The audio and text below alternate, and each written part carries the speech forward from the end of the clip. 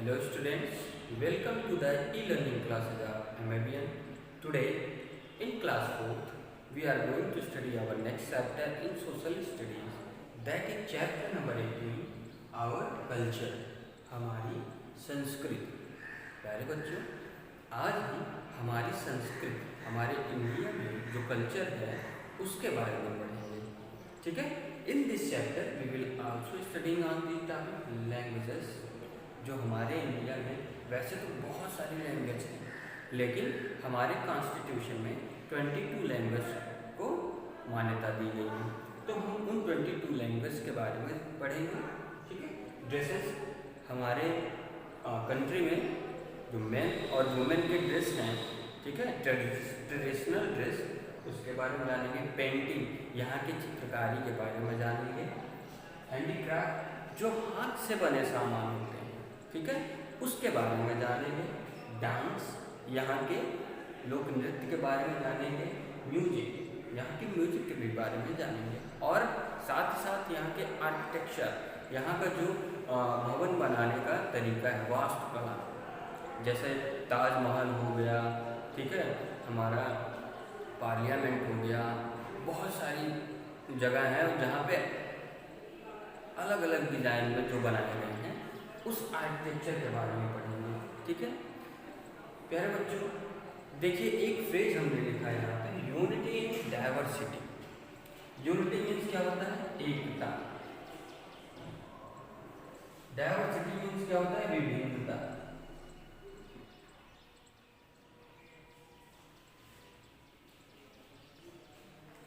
इन means आपको पता है कि इनमें, एकता में विभिन्नता, इसका क्या मतलब हुआ? आइए हम बताते हैं। इस चैप्टर में हम इसी की मीनिंग पढ़ेंगे। आपको पता है कि हमारे इंडिया में कई सारे रिलीजियस लोग रहते हैं, ठीक है, बहुत सारे धार्मिक लोग रहते हैं यहाँ पे, अलग अलग धर्म के। कोई जैन है, कोई सिख है, कोई पारसी है, ठीक है, कोई क्रिश्चियन है, कोई हिंदू है, कोई मुस्लिम है, ठीक है, कोई बौद्ध है। तो कई सारे धर्म के लोग हमारे कंट्री में रहते हैं, ठीक है, वो अलग अलग धर्म के लोग रहते हैं, लेकिन वो हमारी इंडिया कंट्री में एक साथ रहते हैं। उनके पहनावे भी अलग होते हैं, उनकी लैंग्वेज भी अलग होती है, ठीक है, उनके डांस, म्यूजिक, हर चीज़ अलग होते हैं, लेकिन फिर भी हमारे इंडिया में वो एक साथ रहते हैं। इसलिए हमारे इंडिया को यूनिटी इन डाइवर्सिटी के रूप में जाना जाता है। विभिन्नता में भी एकता, एकता में भी विभिन्नता है, विभिन्नता में भी एकता है, ठीक है, इस रूप में हमारे इंडिया को जाना जाता है। आगे चैप्टर में हमारी वॉइस आपको सुनाई देती रहेगी, ठीक है, और हम बहुत ही डीपली डिस्कस करेंगे इस चैप्टर के बारे में। आपको 1 बाय 1 बहुत सारी जानकारियाँ मिलेंगी इस चैप्टर में। आप लोग ध्यानपूर्वक से लास्ट तक ये वीडियो देखिए। स्टूडेंट्स, आइए चैप्टर 18 आवर कल्चर के बारे में पढ़ते हैं। आज हम अपनी संस्कृत के बारे में पढ़ते हैं। हमारे संस्कृत के अंदर, हमारे कल्चर के अंदर हमारे लैंग्वेज आती हैं, ड्रेसेस आते हैं, पेंटिंग्स आती हैं, आर्किटेक्चर, हैंडीक्राफ्ट्स, डांस, म्यूजिक, ये सब आते हैं, ठीक है। आइए इंडिया के जो कल्चर्स हैं उनके बारे में जानते हैं। India is known for its unity in diversity. Bharat विविधता में एकता के लिए जाना जाता है। यूनिटी मीन्स एकता और डाइवर्सिटी मीन्स विविधता। यहाँ पे अलग अलग धर्मों के लोग रहते हैं, अलग अलग बोलियाँ हैं, सब चीज़ उनके अलग अलग होते हैं, लेकिन फिर भी इंडिया में साथ साथ रहते हैं। इसी के लिए इंडिया को कहा जाता है विविधता में एकता। ठीक, it is a land of different religion and culture where people follow different customs, speak different languages, wear different dresses and eat different type of foods. This variety is full of beauty and prosperity. यहाँ पे विभिन्न धर्मों और संस्कृतियों की यह India भूमि है, ठीक है, यह क्षेत्र है। यहाँ पे अलग अलग धर्मों के लोग रहते हैं, उनकी अलग अलग संस्कृतियाँ होती हैं, उनके अलग अलग तरीके के रीति रिवाज होते हैं, ठीक है, उनके अलग बोली होती है, बोली जाने वाली भाषाएं होती हैं, और अलग अलग तरह के उनके पहनावे पोशाक हैं, वे अलग अलग तरीके के फूड भी खाते हैं, लेकिन वो साथ साथ इंडिया में रहते हैं, उनको इंडियन कहा जाता है। ठीक है। और ये जो अलग अलग तरीके के लोग रहते हैं, ये अलग होने के बावजूद भी एक साथ रहते हैं, इसलिए इसको बहुत ही सुंदर माना जाता है। ठीक, ये बहुत अच्छा लगता है कि अलग अलग धर्म के लोग रहते हैं, अलग अलग कल्चर के लोग रहते हैं, फिर भी साथ साथ रहते हैं। ठीक, अब आइए हम लैंग्वेजेस के बारे में जानते हैं, भारत के लैंग्वेजेस के बारे में। A number of languages are spoken in our country. कई सारे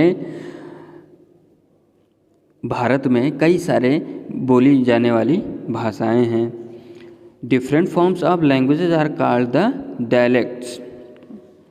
और जो अलग अलग भाषाएं बोली जाती हैं उनको क्या कहते हैं? डायलेक्ट्स, उनको बोलियां कहते हैं। ठीक, more than 800 languages and dialects are spoken in India. Hindi is spoken and understood by the largest number of people in India. यहाँ पे लगभग 800 से अधिक भाषाएं और बोलियां हैं। ठीक है, भारत में 800 से ज़्यादा अधिक भाषा और बोलियां हैं, और इंडिया में सबसे ज़्यादा बोली जाने वाली और समझने वाली भाषा क्या है? हिंदी है। ठीक, यहाँ पे सबसे ज़्यादा लोग हिंदी बोलते हैं और समझते हैं। ठीक, it is therefore chosen as the national language of India. इसलिए हिंदी को इसी कारण से, क्योंकि यहाँ पे सबसे ज़्यादा लोग हिंदी जानते हैं और बोलते हैं, इसलिए यहाँ की जो है नेशनल लैंग्वेज, जो राष्ट्रीय भाषा है, उसके रूप में हिंदी को चुना गया। ठीक, the constitution of our country has recognised 22 languages.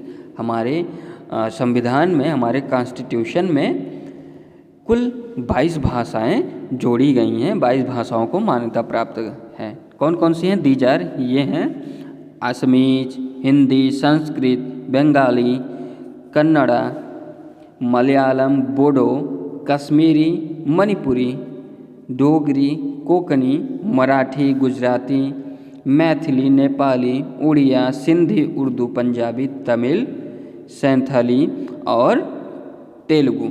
ये जो 22 बोलियां हैं वो यही हैं। ठीक, Sanskrit is one of the oldest languages of the world. Sanskrit जो है पूरे विश्व की सबसे प्राचीनतम बोलियों में से एक है। ठीक है, सबसे पुरानी भाषाओं में से एक है। कौन सी भाषा? संस्कृत भाषा।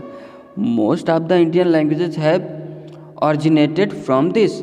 और इंडिया के जो हिंदी भाषा है, इंडिया के सबसे अधिक ज़्यादा जो भाषा है वो संस्कृत से ही बनी है। ठीक, लगभग सारी भाषाओं की उत्पत्ति इंडिया के वो किससे हुई है? संस्कृत से हुई है। ठीक, अब आते हैं यहाँ के ड्रेसेस के बारे में जानते हैं, यहाँ के पोशाक पहनावे के बारे में। Different dresses are worn in different state of India. यहाँ पे इंडिया में अलग अलग स्टेट्स में अलग अलग तरह के लोग पोशाक पहनते हैं, क्लॉथ्स पहनते हैं। But our tradition dress is dhoti kurta for men and sari for women. लेकिन हमारे जो भारत का पारंपरिक ट्रेडिशनल ड्रेस है वो क्या है? आदमियों के लिए धोती कुर्ता और औरतों के लिए sari. These dresses are worn in different style at different places.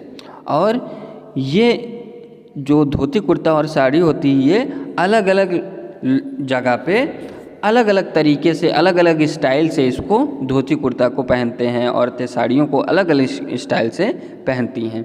In addition to these other dresses are also worn in our country such as pant, shirt, jeans top, skirt top etcetera. These dresses show the influence of western culture in our dresses. और हमारे India में इस धोती कुर्ता और साड़ी के अलावा हमारे देश में और भी कपड़े पहने जाते हैं, जैसे पैंट शर्ट हो गया, जीन्स टॉप, स्कर्ट टॉप, ये हो गए। अच्छा, ये कपड़े जो हैं ये पश्चिमी संस्कृति, ये वेस्टर्न जो विदेशी लोग थे उनसे प्रभावित होकर हम लोग ये पहनते हैं। लेकिन हमारे देश का ट्रेडिशनल ड्रेस क्या है? आदमियों के लिए धोती कुर्ता और औरतों के लिए साड़ी। ठीक, आप देखिए फिगर में यहाँ पे दिया गया है कि कैसे ड्रेस पहनते हैं। वेस्ट बंगाल के ड्रेस, यूपी, उत्तर प्रदेश के, राजस्थान के ड्रेस और पंजाबी ड्रेस दिखाई दे रहा है फिगर में। यहाँ पे ऐसे ऐसे कलर के लोग ड्रेसेस पहनते हैं। ठीक, अब आते हैं पेंटिंग। हम कलाकृति के बारे में जानते हैं, चित्रों के बारे में। हमारे देश में जो है चित्र कैसे बनते हैं ये देखते हैं। Man has always be found of drawing pictures. मनुष्य हमेशा पिक्चरों को बनाने का शौक रखते थे। ठीक है, हमेशा से। Early man lived in caves and used to draw crude picture on the cave walls. जो अर्ली मैन थे, जो आदि मानव थे, प्रारंभिक मानव, वे क्या करते थे? वे गुफाओं में रहते थे और उन्हीं केव की दीवारों पर ये कच्चा चित्र बनाते थे। पत्थरों से रगड़ रगड़ के उस गुफा की दीवारों पे चित्र बनाते थे। ठीक, with the passages of time this art improve. और समय बीतने के साथ साथ इस आर्ट में जो है, इस कला में सुधार हुआ।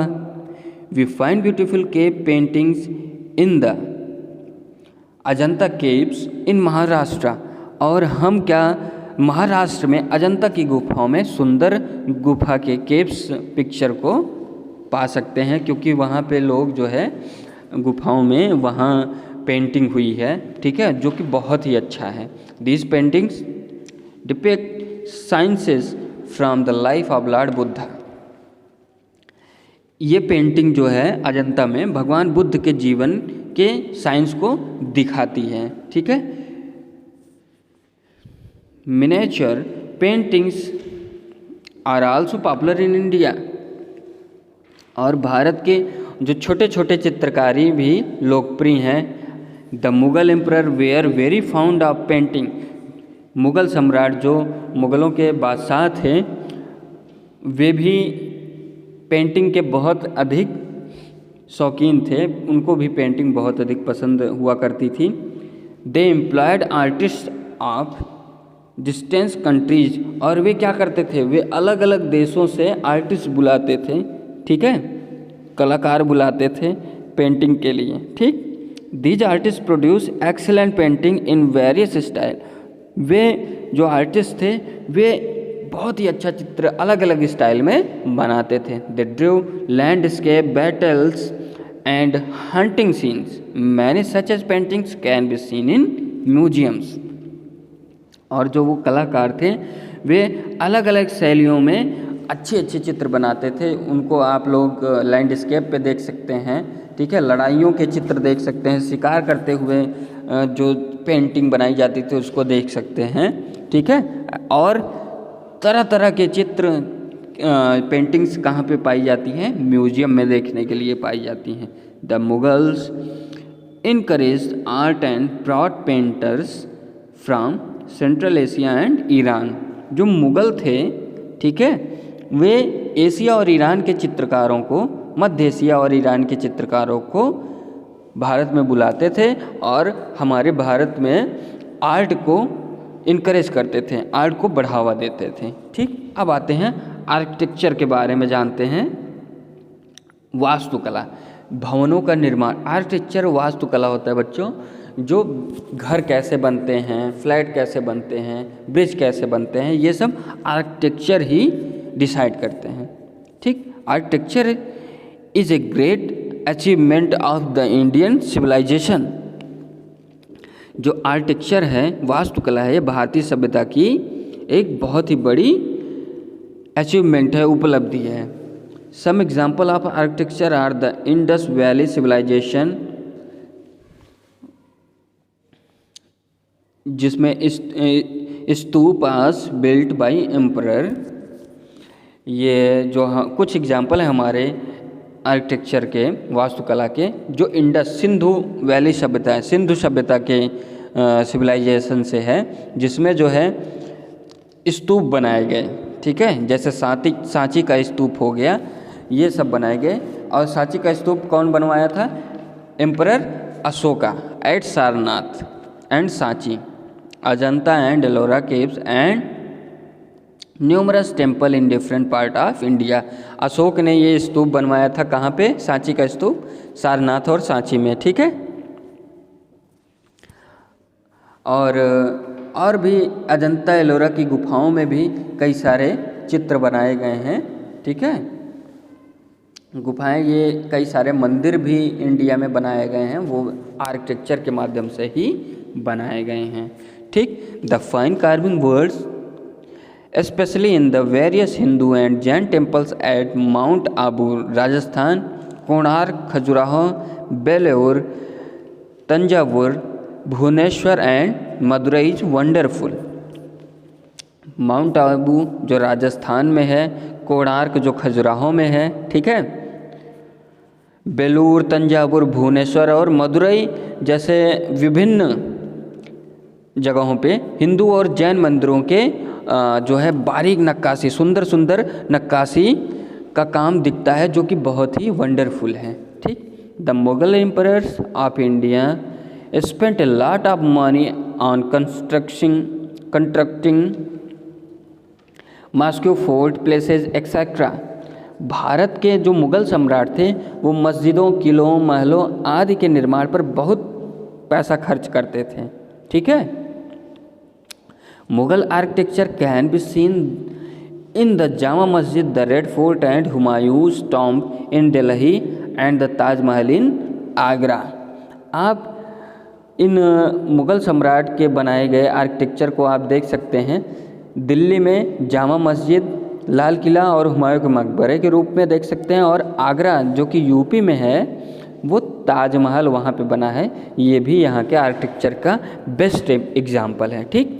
अब आते हैं हैंडीक्राफ्ट के बारे में। यहाँ पे हाथ से बनाए गए जो सामान होते हैं, ठीक है, उनके बारे में जानते हैं, ठीक है। हैंडमेड जो होते हैं वही हैंडीक्राफ्ट होते हैं, ठीक। हस्तशिल्प, handmade goods are called handicraft. जो हाथ से बने सामान होते हैं उन्हीं को हैंडीक्राफ्ट, उन्हीं को हस्तशिल्प कहते हैं, ठीक है।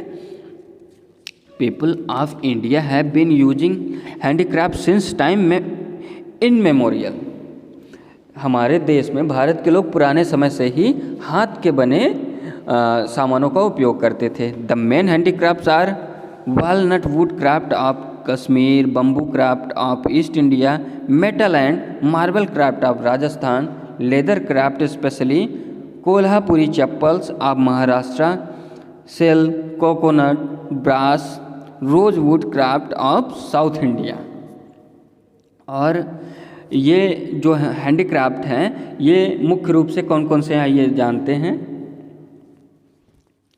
कश्मीर के अखरोट की लकड़ी के शिल्प, ठीक है। वालनट, कश्मीर के जो अखरोट की लकड़ियाँ बहुत मजबूत होती हैं उनके क्राफ्ट हैं। और लकड़ियों के बने बर्तन जैसे मेज हो गए, ठीक है। उसके बाद फिर ईस्ट इंडिया में बम्बू, पूर्वी भारत में बम्बू से बनाए गए सामान, ठीक है। और धातु से, मेटल से और मार्बल्स राजस्थान में बनाए जाते हैं। लेदर का जो कोल्हापुरी चप्पल होता है वो महाराष्ट्र के लिए स्पेशल है, ठीक है। और साउथ इंडिया में कोकोनट, ब्रास, रोज वुड, ये सब क्राफ्ट, इन सब से बने क्राफ्ट साउथ इंडिया के फेमस हैं, ठीक। अब आइए डांस के बारे में जानते हैं। In India there are a number of classical dance forms such as Kathak, Bharatanatyam, Kuchipudi, Manipuri and Odissi. Bharat में जो नृत्य हैं यहाँ पे कई क्लासिकल डांसेस, कई शास्त्रीय नृत्य हैं जैसे कथक, भरतनाट्यम, कुचिपुड़ी, मणिपुरी और ओडिसी हैं, ठीक है। Apart from these classical dance, different form of dances originate in different part of India. और ये जो शास्त्रीय नृत्य हैं ये इनके अलावा भारत के अलग अलग पार्ट में, अलग अलग हिस्सों में और भी कई सारे डांस की रूप की उत्पत्ति हुई है, ठीक है। The Ras Garba Gujarat, Nati Himachal Pradesh, Bhangra and Giddha Punjab, Ghoomar Rajasthan and Bihu Assam are some example of folk dances. These folk dances are very enlivening and enjoyable. जैसे रास गरबा गुजरात में, गरबा जो है गुजरात में होता है, नाटी हिमाचल प्रदेश का डांस है, भांगड़ा और गिद्दा जो है पंजाब का डांस है, घूमर भी राजस्थान का है, और बिहू जो है वो असम के फाक मीन्स होता है लोक, वहाँ के लोक नृत्य के कुछ उदाहरण है। ठीक है, और ये जो फाक डांसेज हैं, लोक नृत्य हैं, ये बहुत ही आनंददायक होते हैं, बहुत ही अच्छे लगते हैं देखने में। ठीक, dances reflect the regional diversity of our country. ये जो फोक डांसेज होते हैं, ये लोक नृत्य जो होते हैं हमारे देश की क्षेत्रीय विविधता को दर्शाते हैं। ठीक, अब आते हैं म्यूजिक के बारे में जानते हैं। Music in an important part of life in India. Bharat में संगीत जीवन का एक महत्वपूर्ण हिस्सा है। The Indian music mainly consist of folk music and classical music. भारत में जो है संगीत मुख्य रूप से लोक संगीत है और शास्त्रीय संगीत भी शामिल है। Classical music is of two types, the Hindustani music and north India and the Karnataki music of south India. जो क्लासिकल म्यूजिक है, शास्त्रीय संगीत है, उसमें दो प्रकार होते हैं। एक उत्तर भारत का हिंदुस्तानी संगीत है और दूसरा दक्षिणी भारत का साउथ इंडिया का कर्नाटक का संगीत है। Many classical musician have enriched the world of Indian music। जो है कई क्लासिकल संगीतकार जो है, क्लासिकल म्यूजिशियन जो हैं, भारतीय संगीत की दुनिया को समृद्ध किया है, भारतीय संगीत को पूरे दुनिया भर में उजागर किया है। ठीक है, Ustad Amjad Ali Khan plays the sarod, Pandit Hariprasad Chaurasia is a well known bansuri players. MS Subbalakshmi was a Carnatic musician, Bismillah Khan was a shehnai player and Pandit Ravi Shankar is a sitar player. अब ये जो म्यूजिशियन थे, संगीतकार थे, इनके बारे में देखिए। उस्ताद अमजद अली खान जो थे वे सरोद बजाते थे। पंडित हरिप्रसाद चौरसिया क्या करते थे, वो बांसुरी बहुत अच्छा बजाते थे। और MS सुब्बलक्ष्मी जो थी वो क्या करते थे, वे कर्नाटक के संगीत के बहुत बड़े अच्छे जानकार थे।